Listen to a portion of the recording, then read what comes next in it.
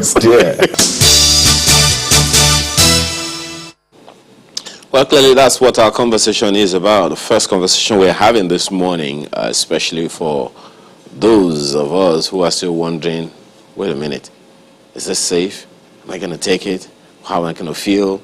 Especially in the wake of those videos that made the rounds. You know, that when you take the vaccine, you're going to be dancing strangely, you're going to be behaving strangely and all of that. So, well, as you can see, people are already taking, and we hope to have two medical practitioners, health workers who have also taken these jabs as at this morning.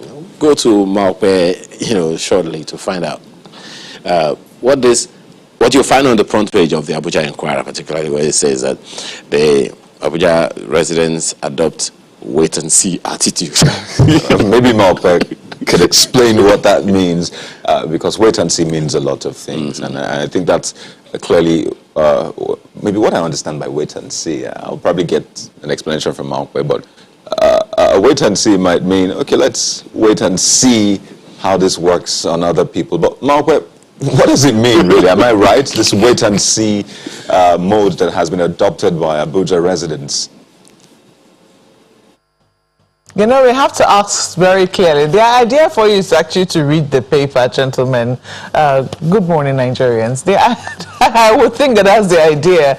That's why they'll get you interested in the paper. Abuja residents adopt wait-and-see attitude. The idea behind headlines is to get you interested enough to read the story. And I wouldn't like to divulge what it will be inside the paper. So if you'd like, you could pick up a copy of the Abuja Inquirer and inquire as to what Abuja residents or what the Abuja Inquirer was capturing when it meant that Abuja residents are adopting a wait-and-see attitude. But now that you've asked me, if I was not one of the respondents to this particular story, but yes, my attitude as well is wait and see. And I think generally what that means is leadership. People are waiting to see, how leadership is going to, take them. I'm waiting to see, what sort of leadership we will get in terms of the distribution of these vaccines.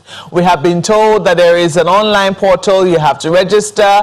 Priority is being given to the to health workers, to vulnerable people, people who are 60 and above, people with comorbidities, that's people with underlying health conditions, and so on and so forth. And you heard very clearly there the admonition of the Speaker of the House of Representatives saying that they shouldn't play politics with the administration of vaccines. So it would seem that, a lot of leadership to ensure that only those who should get it in the first round get it.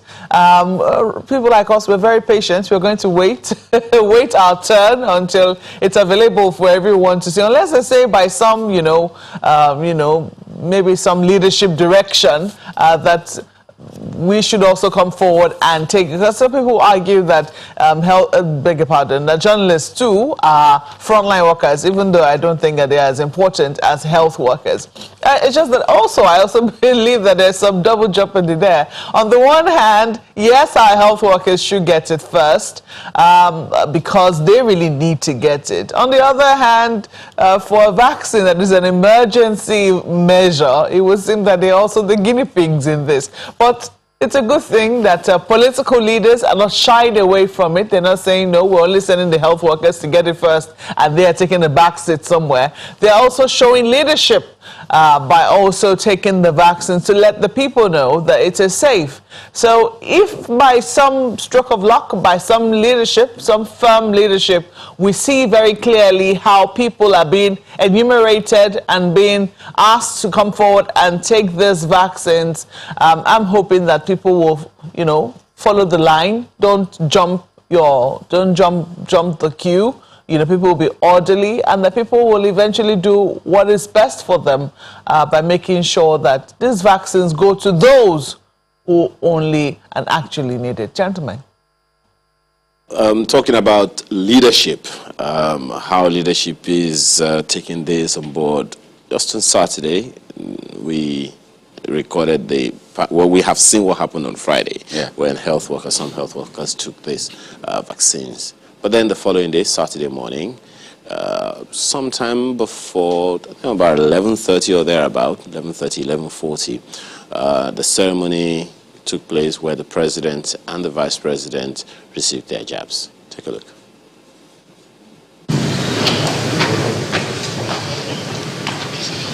At about 11:35 a.m., President Muhammadu Buhari prepares to become Africa's third president to receive the Oxford AstraZeneca COVID-19 vaccine via COVAX facility at the State House. We're here alive, we're here to see the day.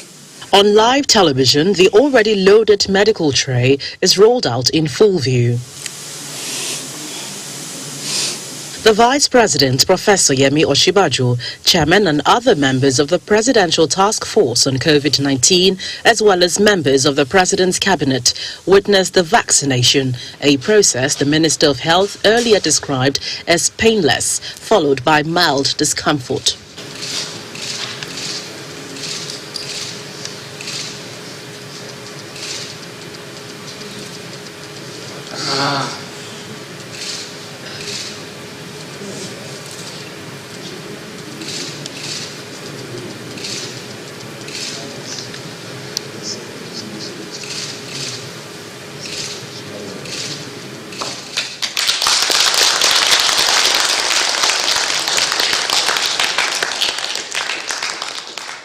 The shot, which the president received via a narrow-gauge syringe on his upper right arm, was administered by Dr. Shuaib Sanusi, who is the chief personal physician to the president.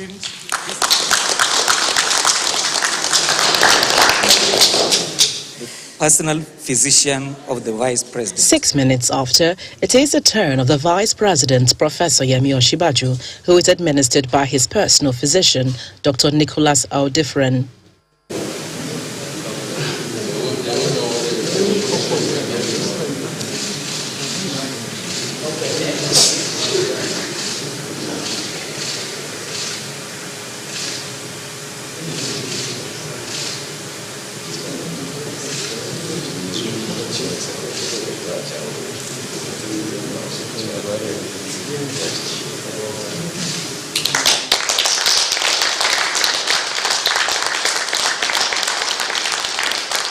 This process is part of a bid to boost public confidence as the Presidential Task Force on COVID-19 attempts to inoculate about 80 million Nigerians by 2021.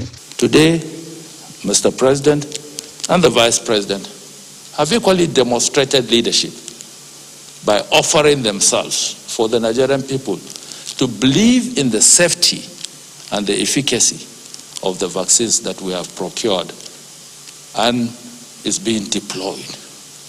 Each of them gets the e-vaccination card, which was presented by the Executive Director of the National Primary Healthcare Development Agency, Dr. Faisal Shuaib.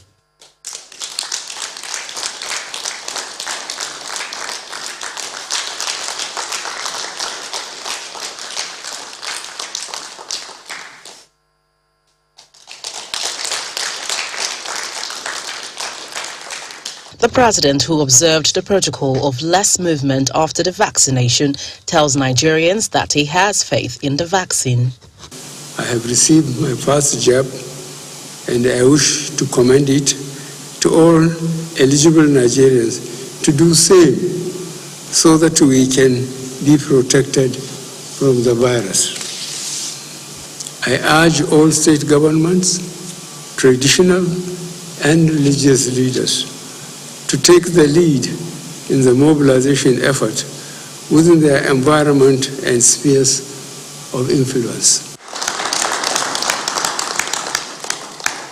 In the coming days, members of the Presidential Task Force, federal lawmakers, as well as members of the Federal Executive Council will get their first jab of the vaccine before state governors will take the lead in their states. From the presidential villa, Gloria Umezuke, Channels Television News. Well, that is the report, and talking about strategic leadership as the COVID-19, PTF COVID-19, as well as some other people have said. That's clearly where we are right now. Well, Mark, you talked about whether or not journalists are as important or not.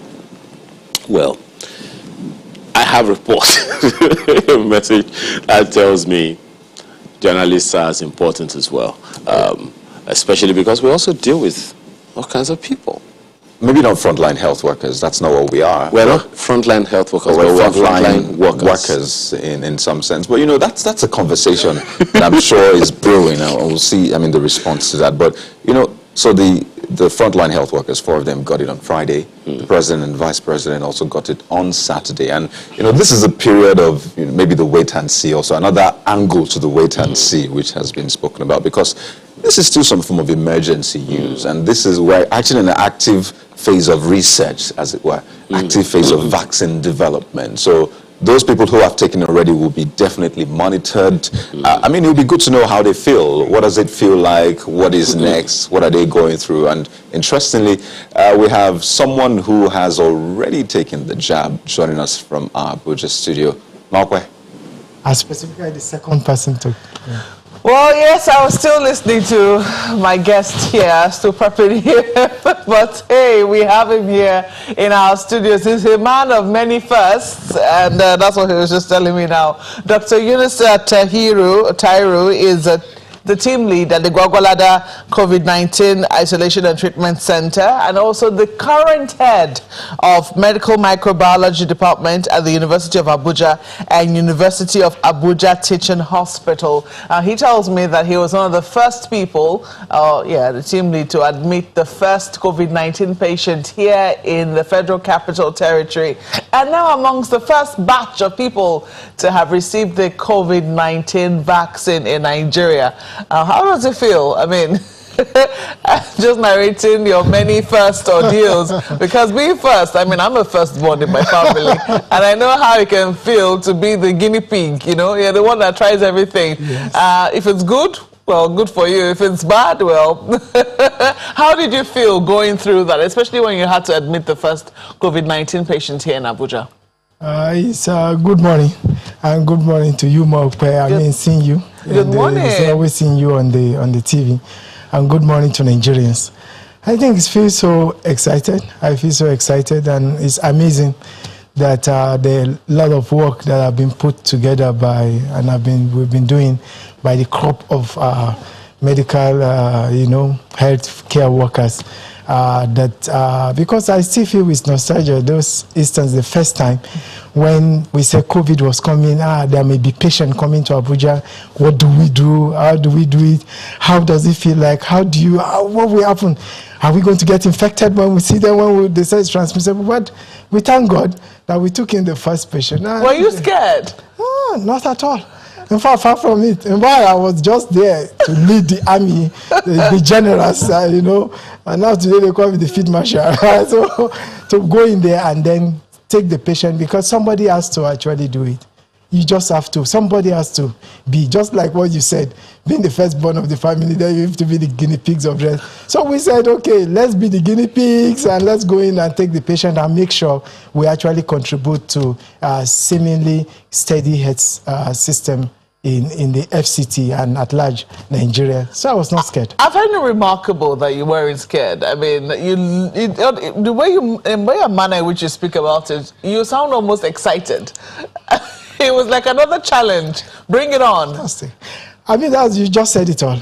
It was just like a challenge, Yes. When we said, I put myself forward, got my team, and then we all of us told ourselves and we talked to ourselves that, look, guys, we just have to do this. Let's do this for the nation, and we know that our effort will not go in vain. Oh. And also looking at the fact that as an immunovirologist, I kind of look at it and then said, what is the essence of you studying so much about some of these viruses and looking at them, the immunological pattern and the transmission, and then saying you can't apply it? You want somebody to come and apply it for you?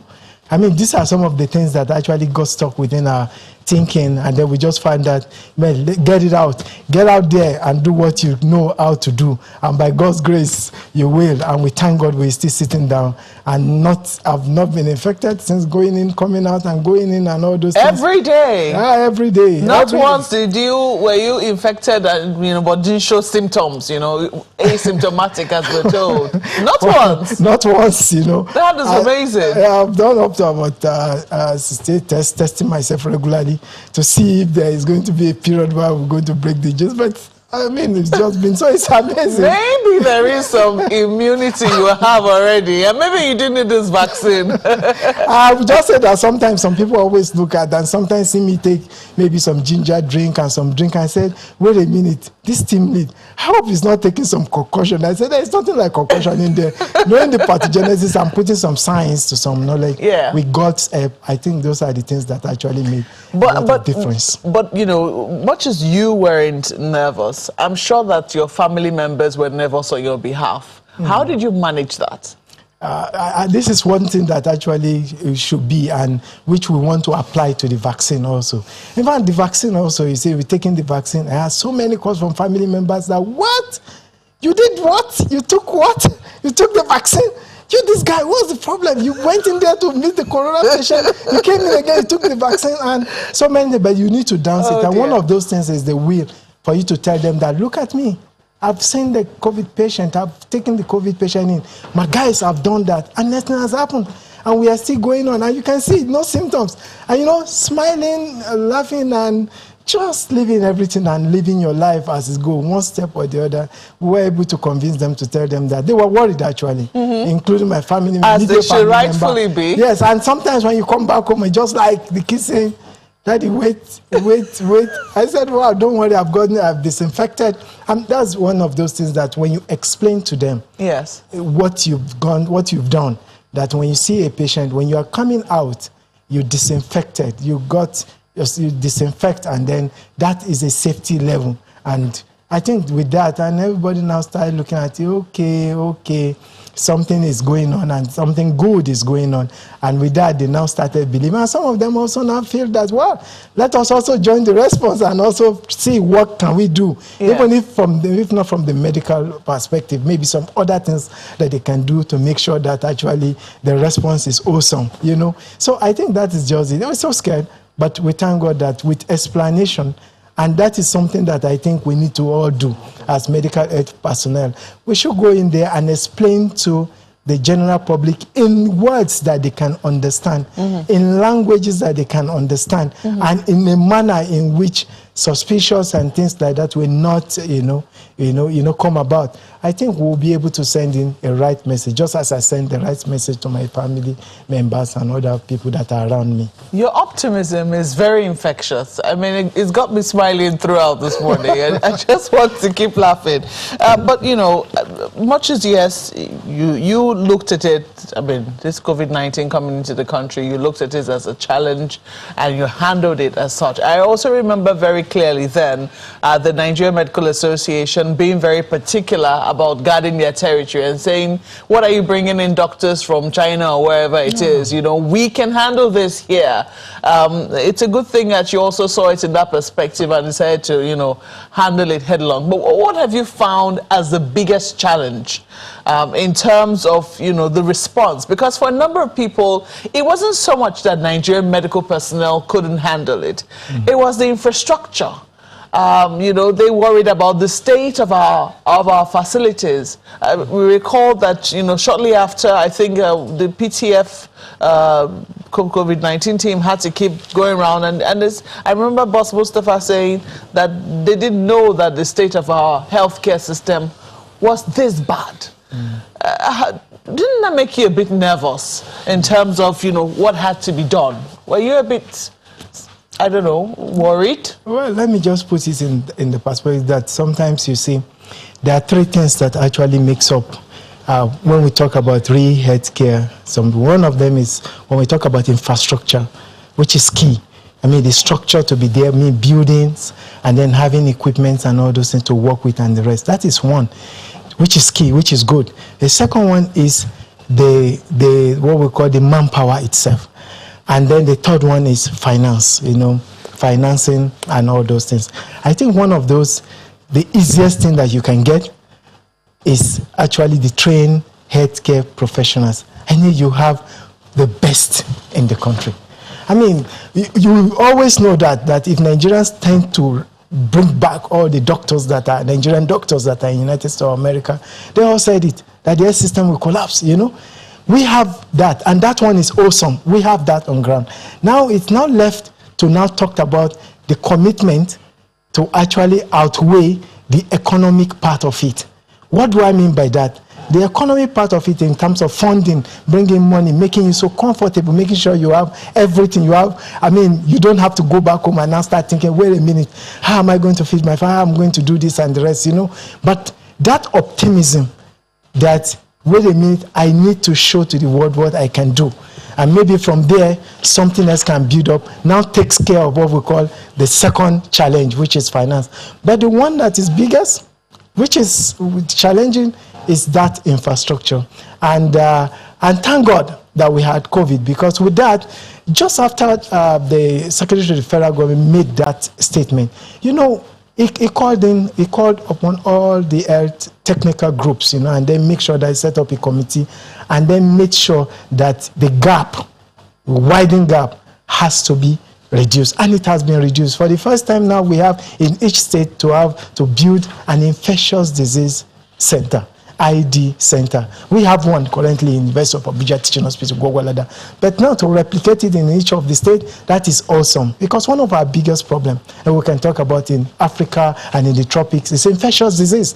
If you can take care of infectious disease, there's infrastructure, the structure to take care of infectious disease, then you have solved most of the problem. And what are the two things that are needed to do that? Structure and also equipment. What is the type of equipment that you need for any infectious disease? Is what? The PCR, those gadgets that you need to test, rapid test, PCR test, and some other machines equipment.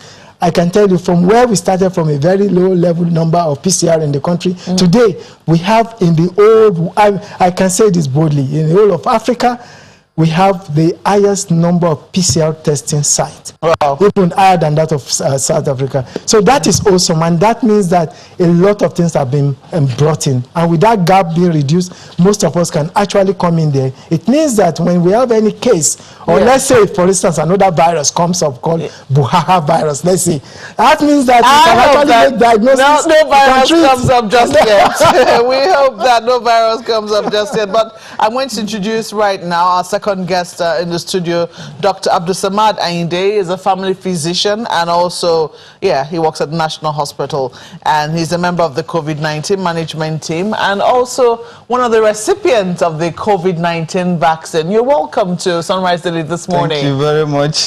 Thank you for having me. It's good to see you. Yeah, good to see you. How do you feel? Well, I feel very good. When did you receive this vaccine? I received the vaccine on Friday. On Friday? That was the first day, the same day he received his own.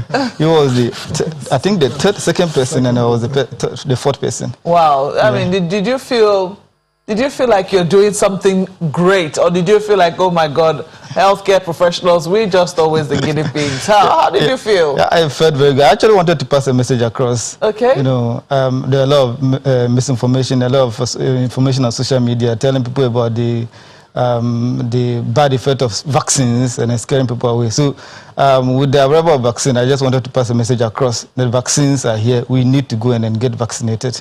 Yeah, we need to go and get vaccinated. So as a healthcare worker, you know, I wanted to be among the first to receive, to show that these vaccines are actually safe and effective, and we should be encouraged to get the vaccine. We'll take a lot more of your message when we come back from this break. Please stay with us.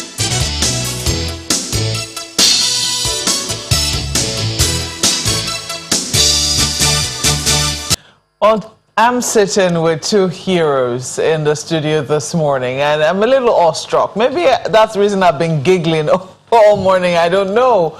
But when you look at people who are bold, who are brave, and, you know, see everything as a challenge and not as a problem, you know, there definitely is an optimism that is very infectious, which you yourself cannot resist. I have with me in the studio this morning Dr. Yunusa Tairu, who is a team leader at the Gwagwalada COVID-19 treatment, isolation and treatment facility, is a man of many firsts. I'm sure if you were with us earlier, you'd have heard some of the things that he did. Was one of the first people to receive the first COVID-19 patients. You can imagine how that was when we first of all started hearing about COVID-19, and then now one of the first to receive the vaccines now that it has come to Nigeria. And you should see the optimism in his voice. We also have with us Dr. Abdulsamad Ainde, who is a family physician at the National Hospital here in Abuja, also a member of the COVID-19 management team, and also one of the recipients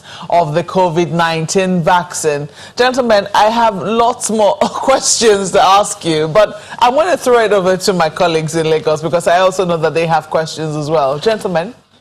Well, Mark, I see in the way you have been going about this, I mean, clearly you can handle all of this on your own. And when you talk about the heroes, you know, again, that line in the national anthem comes to me. The labors of our heroes past shall never be in vain. And these ones are heroes present. Good one. Well, Dr. Tairu, my question is for you. There's something you said earlier when you said that some, you know, people who were close to you were wondering what in the universe you were doing taking the vaccine. And, of course, you try to educate them, and, of course, they have been educated. Same thing Dr. Ainde referenced as well, when he says some people are having some hesitancy about the whole thing. So it raises a question, Dr. Tairu, about communicating the need for this, for the vaccines to people. Yes, health workers taking, that's a good thing. Strategic leaders also being on the front line, taking the vaccine in public glare, that's a good thing. But then getting that information down to people, that's another conversation altogether. So this issue of vaccine hesitancy, do you think we have addressed it significantly enough? You're a health worker, so you should know, hopefully. How well have we taken on board the fact that people might be hesitant about this vaccine, and what should we be telling them to convince them that it's all safe and good for them? Thank you very much. I think this is it. It's going to be an ongoing process, and it's going to be an ongoing stuff that we can. Yes, even in developed countries, you actually have those vaccine hesitancy group. You know, and then you have those that are vaccines that, you know, just a group, those that want to get the vaccine. It's going to, us is not that different. But I think we need to do a lot more, and we need to do, certainly we need to, and we've started the process, and we all got excited when you invited us, and I know my colleagues are in other news media, they're trying to tell people how they feel, that they feel good. I think it's quite good you bringing both of us on board to tell for Nigerians to actually see us and see after we've taken the vaccine what happened, right? And then they see us still sitting down, still smiling and laughing and waving our hands, and nothing has happened to us, and business as usual, and we keep on going our normal businesses. I think this is a good message to actually pass across to the country, and opinion leaders and political leaders, and I mean the president, the vice president, and every other person also taking the vaccine. This is a very strong message to send across, which has been done. But other things that we can do will include not actually leaving aside any other means, is for us to actually get this message across. I mean, to the public, you know, using various languages, using all those things. Let's occupy the space. Let's occupy the space with good information, reliable information, and so much information. And I think this is one of the biggest things that has happened. I remember then when the polio vaccine was actually brought in and was given, there was no much such, you know, saying, oh, we are the first set of people that got it, and how would they communicate? And before you all know it, the space was now occupied with what we call all those kind of rumors and all those kind of talk. So I think we need to take it and take these things down to the languages and to the various things that people can go. Secondly, I think we can also do more to actually incorporate this what we call vaccine assimilation and vaccine goodness to, to people and inculcating them into our cultural ways of doing things. For instance, I remember that when we went to National Nutrition Agency and all those people can actually take, for instance, the set or any other person that have taken the vaccine with a very good effect to actually make them kind of like ambassador, what we call COVID-19 vaccine ambassadors, such that you go around and then you actually have to talk to people and people will know that this is for it. Sometimes you see when we have what we call the most beauty pageant and all those things, and they serve as ambassadors. And they go around, I mean, you see them everywhere. Everybody knows that, oh, these are people that are representing us and they are symbolic, for the nation. So these are some things that have to be, and I hope also as one of those things that this discussion should continue, so that it's not just a one-stop, 2, 3 weeks, 4 weeks, we've forgotten about that. Let's make it, and this should come up both in various platforms. We can actually use the radio station, we can use television station, we can use social media and all those things. I think one of the biggest tools that we need to actually occupy is the social media space, because the social media space can actually give a lot of things. A lot of people have actually asked me questions based on what they saw on social media rather than what they have heard or they've seen or some of those other things, They just ask that, did you for instance, I was coming out from my house the following day. I saw almost about 7 to 8 people just kind of like looking at me. I came in, I wanted to drive my car to kick my car. I said, any problem? They said, no, they are from the news media and some other people, new media they call it. And they said, they just want to know, are you really okay? I said, no, I'm okay. They said, well, you seem to be smiling. I said, I'm always smiling. I don't have any problem not to smile. And they said, but you got the vaccine yesterday? I said, yes, I got the vaccine. They said, but you're okay. I said, so I was just worried. I just have to stand and talk to them. In other words, the fear is real. The fear is real. And then I have to explain to them without getting annoyed, without getting anybody. For me, even if I'm driving and then you need to stop me, I will stop and tell you that, okay. For instance, I have to talk to my mother and talk to her very well in a language that she can understand and in a calmly way to tell her that, hey, your son is fine. I'm here. Nothing has happened to me.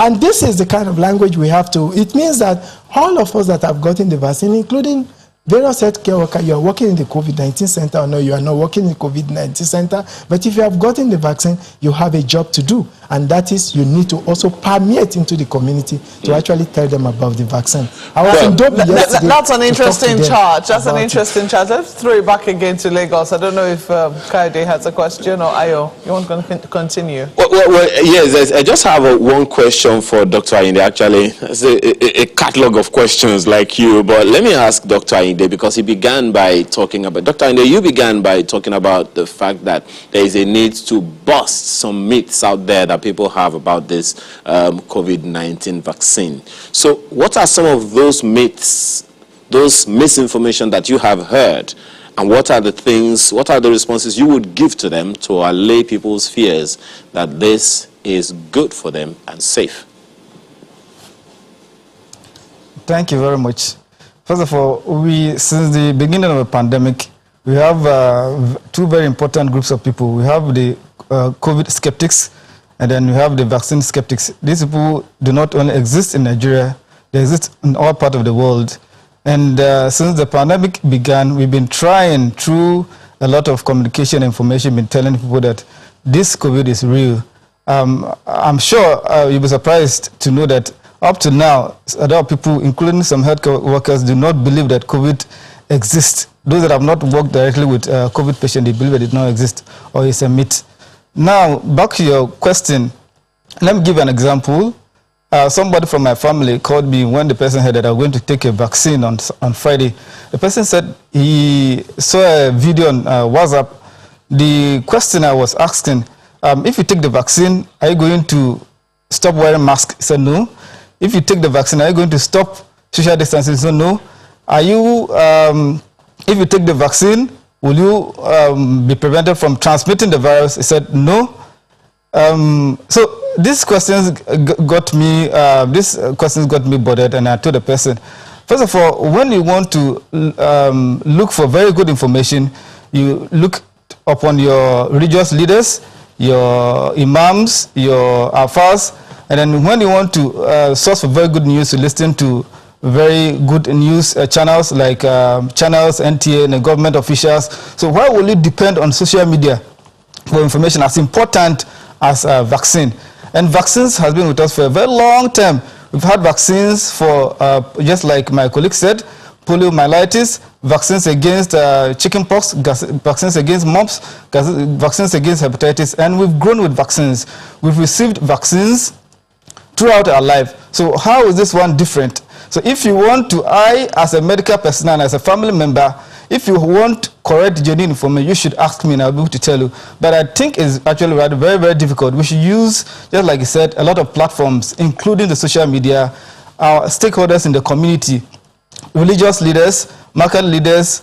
We should use our political leaders and not only healthcare workers to tell these people that COVID is real. And for us to be able to get back to normal life, we need to get vaccinated. In other words, we need to pick people at different levels of leadership and perhaps vaccinate them. Yeah, right. So that they can also spread the message across. Yeah, right. Yeah. I'm wondering though, you talked about healthcare workers who do not believe in, COVID-19. That is worrisome, isn't it? That is worrisome, I must tell you. Within the medical sector, how are you, I don't know if you've come across those kinds of people, yeah. And how are you dealing with that, especially as one who has worked with COVID-19 patients? Yeah, let me tell you, for example, some few days, not weeks, actually we lost a patient who was a father of a colleague, and the person called to find out, this person has COVID, is it real? I say yes. So after about 5 or 6 days on admission, the person died, and we told the person, that's when the person believed that, wow, this COVID is really very real. Before then, the person had not gotten in contact with any COVID patient and had not had symptoms, even though the person had been using masks, has been practicing social distancing, but had not come into real COVID patient and non-mandate patient before.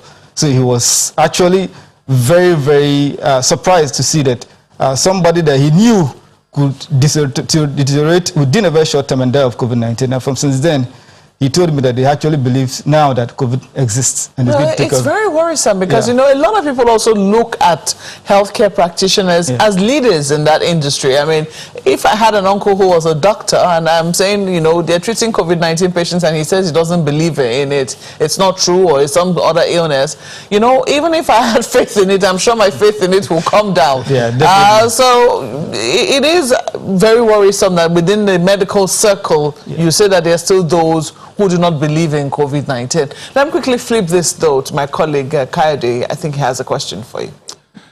Oh, thank you, Mark. This is for Dr. Tairu. I know you have experience in immunovirology and the rest. A lot of people are wondering, it's been 3 days or thereabouts you took the vaccine, 3-4 days. So at this point, what exactly is a vaccine doing in your body? And how do we know it is working? Just so people can understand.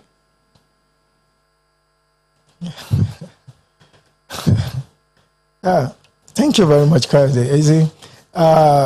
Some days now we've taken the vaccine. Now the vaccine I took is a viral vector vaccine, which is AstraZeneca, has been explained to us, and which is good. And once it gets into the body, what you expect is that it stimulates the production of antibodies.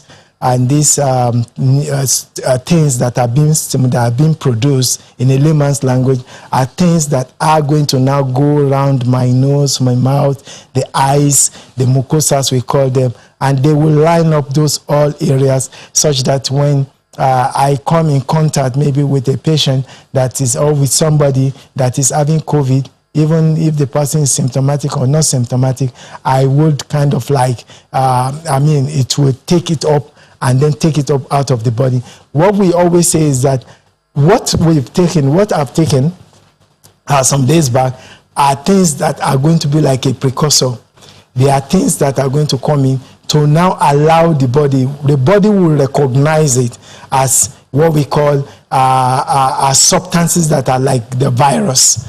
And then the body produces. Ordinarily what happens in any human body or any human entity is that once ever somebody comes in contact with any infectious disease or any infectious entity, either being bacteria, being virus, or being fungi, or any one of those infectious diseases that comes into the body tends to react to it. And when the body reacts to it, it tends to do two things. One of those things is to remove that organism out of the body and destroys it and helps. If it cannot do that, drugs comes in to assist it to remove it. Now, the second thing is that once that is being removed, the body immediately stimulates and produces what we call memory cells. What are those memory cells? Those memory cells goes around the body. I try to be there and wait for any other exposure.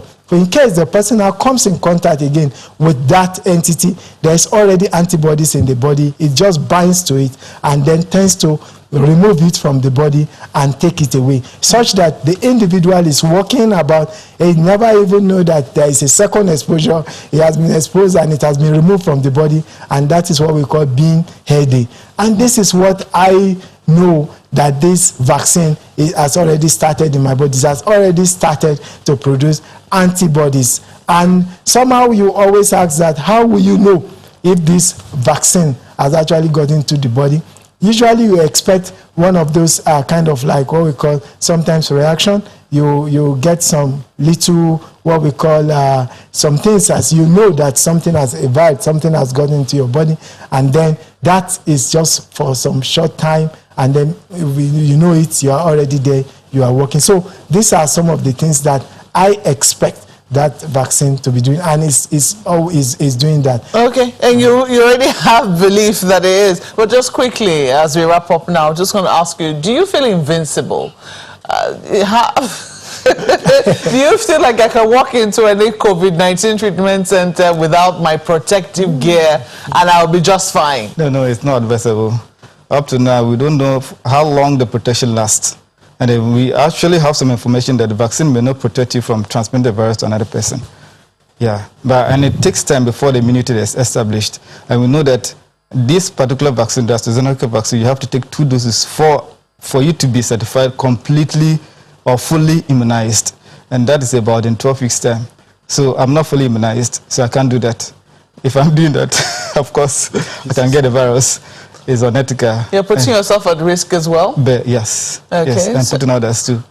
Well, but what would be your last word for those who are still skeptical about the existence of the coronavirus, and also of, even taking the vaccine? Well, COVID is real. We had a lot of patients that have died. We have a lot of people that are still suffering from the consequences of COVID-19.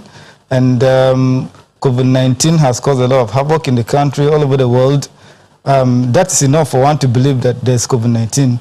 The economic crisis, the educational problems, the health crisis that's caused. Of course, somebody cannot bring an entity and say this is COVID, and then if it is not real, there won't be any lockdowns, there won't be any control measures, non-pharmaceutical measures, lockdowns, and keeping people at home, social distancing, and wearing of masks.